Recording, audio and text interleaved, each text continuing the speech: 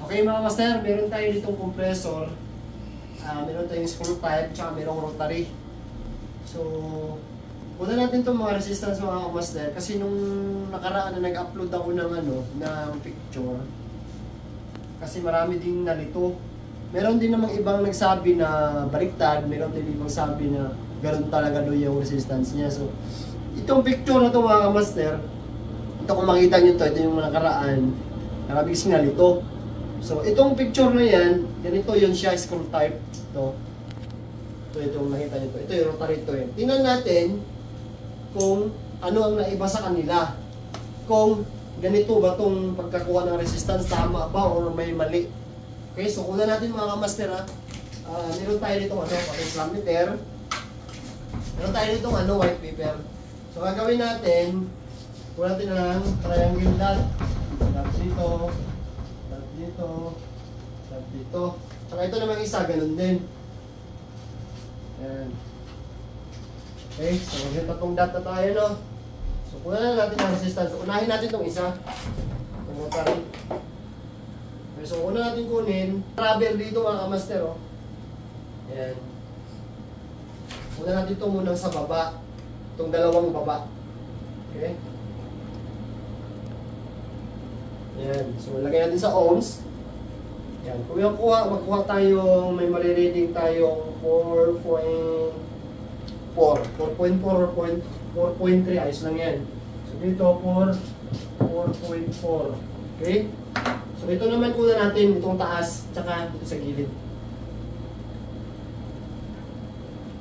Okay. So, yan. Meron siyang 2.6. Ayan, 2.6. Ayan, 2.6. 2.6. Tapos dito naman, tsaka ito.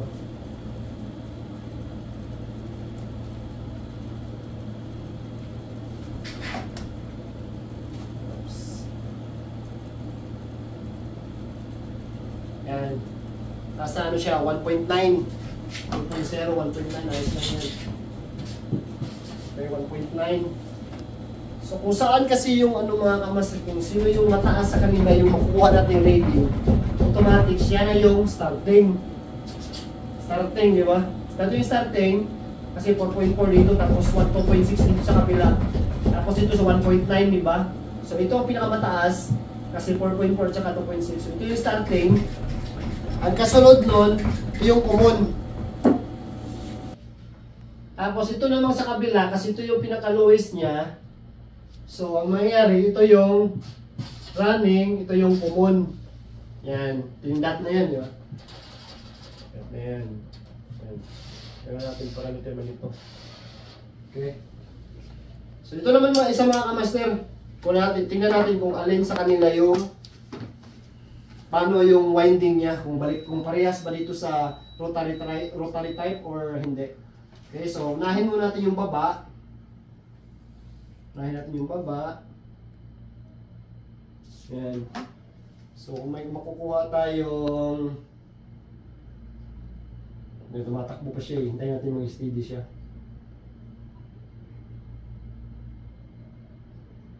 Okay, so ilagay natin 3.9. Pwede naman 4.0, pwede din yung 3.9. 3.9. Gumagalaw kasi yung natin, yung clip eh.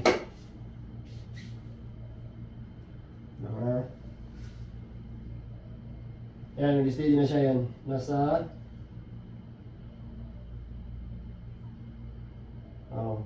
sorry, 1.6 lang pala. Kasi gumagalaw kasi ito. Pero 1.6 lang siya. Itong baba. 1.6. Tapos, kung naman natin ito, tsaka ito.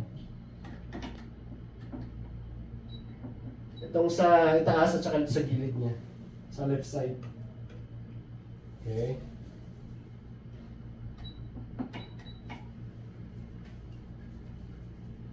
Natin kung ilan yung ma-read niya. Okay, so 0.7 lang, 0.7. 0.7. Mas mababa yung makukuha natin resistance nito kaysa dito. 0.7. 0.7. So, ito naman tayo. Ito at saka ito. Sa taas at saka sa right side yung terminal niya. Yan.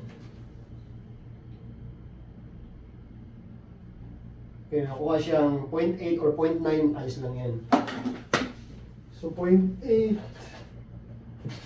0.8 lang ito, 0.8. Okay? So, ngayon ito mga kamaster, ito yung mataas, di ba? Itong sa gilid niya. Pag kinuha natin ito, 0.8, tapos ito, 1.6. So, automatic, ito na yung starting. Ito yung starting. Tapos, ito sa taas yung common. Laging nasa taas yung common eh. Tapos, ito naman isa running. Yan. Ito yung running. Okay, dito siya. So, ito yung running, ito yung starting, ito yung common. So, ang nagkaiba lang sa kanila mga kamaster, baliktad lang yung running at saka starting nila pagkalagay sa terminal. Pero pag kinuha natin ang resistance, parehas lang silang dalawa. Mas mataas ng reading yung starting, common, bago yung running. Okay? Ito lang, binaliktad lang sila. Ito, makita naman natin, may rubber na dito. Para hindi kayo ma-confuse. Yan, may kalagay dito. Dito yung common, dito yung starting, dito yung running. So ito talaga yung ano niya, kuha ng resistance. Tapos ito namang isa, yan, kung makita nyo ito, may rubber din siya dito. Yung nakalagay dyan, no? Ito yung common, ito yung starting, ito yung running. Yung iba naman mga kamaster, ang discarded din naman nila, pag nagkuha sila ng resistance dito, dito, dito, dito, tsaka ito, automatic, ina-add na lang nila yan. Kunyari, 2.6, ganyan, 2.6, di ba? 1.9. Tapos yung dito kabila, ina-add na nila agad yan. 4.4. Hindi na nila kinukuha dito. Pero okay din naman yung ganito. Kunan mo talaga lahat para hindi kayo malito. So, ang ano nito mga kamaster, nakita nyo yung picture nung in-upload ko, may mali talaga dun sa picture nito. Baliktad yung ano, pagkakuha nila, pagkasulat nila ng ano, running at saka starting, baliktad siya. Dito kasi, itong picture makikita natin, di ba? Itong ano, itong starting nandito nakalagay, tapos itong yung running dito, di ba? Ito makita niyo. Baliktad talaga siya na pagkasulat, siguro na mali lang yung pagkalagay dito ng letter. Ito talaga yung makukuha natin na reading. Okay, so kasunod naman, papaandarin natin to kung tama ba talaga yung ginawa natin, kung ito ba talaga yung starting, ito yung common, ito yung running. Okay, at saka ito din. So, sana malinaw mga master. Kasi maraming nalito dun sa in-upload kong picture na yun. Kahit ako naman, nalito din ako dati kasi siyempre akala natin may ano ba, problema, di ba? Pero mas maganda talaga i-actual natin kaysa nakikita lang natin sa picture. Okay, so yun na mga master. Thank you for watching. Sana nakatulong. Bye-bye.